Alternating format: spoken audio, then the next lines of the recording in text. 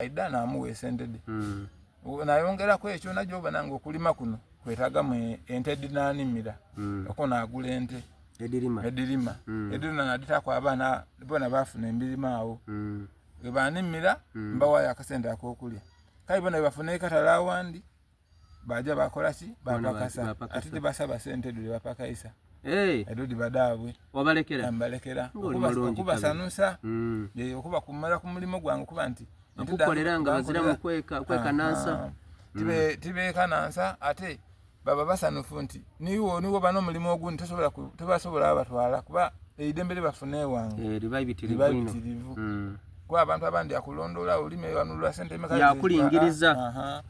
mbagulira olulimi nalongose embago nente muzemwe nze ndidandaba tinga kusente de bapakaisa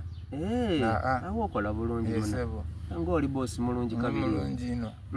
pakati mu business edo najjo okuba nange era abantu bange mu kitundu wendi aliwo obuzibu obwenku nakoba nti fine but enku dino ndikoze ntya nze mpakati nakoba abantu bange nti iwo botema owulya ngo oli mwavu oza kyakulya yotema emiti gyo wali mibisi leta ogisulawo okuba ti sente de mpa mutwalo edibanga lijamo mutwalo kenkuwa mutwalo nga ujja oba bulungi so obwavu abantu bo mu kitundu muno ndikwenda kububinga oli kububinga mu mbeero mu ngeri oti neyo kuda kungole muntu alina lunkuluntaze nti yenze sisobola akola aye ngaze wano bane babange wano bakweminkirizamu kwa otema bwa miti eju walitaka nenku zikaye biwo banemikolo ido kai wena ngoli nemikolo idano nkuguze enkude nedu tunaguze ko lembisi dibadikaze nadi kuguza so nze kabiri ebyo abankapito yange ndifuna mfuna kamago batenga ndikwambashi abantu yesebo boti tulikuwulira nti abataka bali kusaba oido bakulembere yesebo obe chairman 3 obe mayor wa Nsinze Town Council yesebo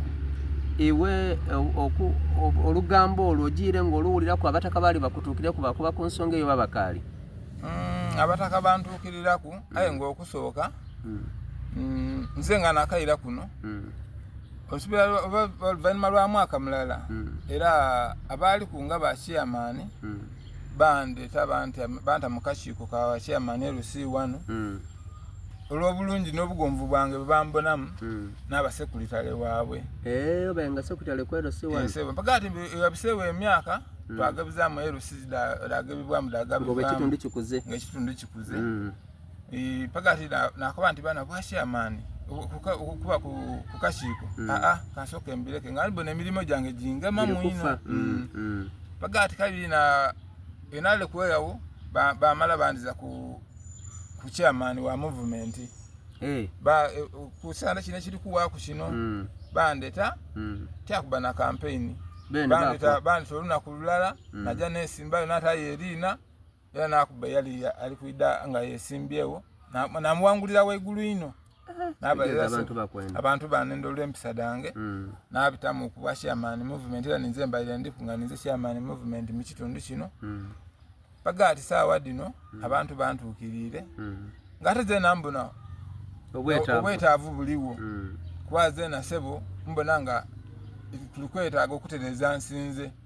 so obanga oli driver nga tuli kubana driver mwino envuga yali vuga mutinenungi tukirungi kuti amainuma ngate bweno idi okuvuga so nokuba nti be kandide ntyame ku munkate eyo bwa meya kirungi nti Katonda anambye nti n'abantu bandi mu bwesigwe nga sebo era sawa dino mu Nsinze wano tulina nina emiruka ena gye ntwala nga omuwanika w'obutaka otwala emiruka ena ng'omuwanika w'obutaka yesebo era nga obutaka obwo gw'olumusi wano wona muguleta Nsinze nobuli ku maapu nti omuntu ataayo omutwalo mulala kitundu waira waka waatyama ngotele mulala kitundu tweramu oba ofuire emirambo 10 gifiire tibairamu kusaba nze tibenkana Richard nze gwababikira bubikire nti muna gundi afiire ayabaire member wa mu kitabo nga tukuzika emitwalo gye 10 era nga tuli ku program guno omutwalo gwe tuli kutaku kuba nti gwa mulala kitundu omutwalo guno twagwenda nga gwa tent tuli kwenda tent mu butaka bwaffe ebeewo era nasuubiza abataka bange nti singa tutuuka mu 2026 ne bantakubwa meeya nga tente ekaali kwidda nze ku musaala ogwange n'okusinziira ku nningize yange ndagibateerawo ebe mu mayina gate benkana Richard nga nagitaire mu butaka bw'ensinzi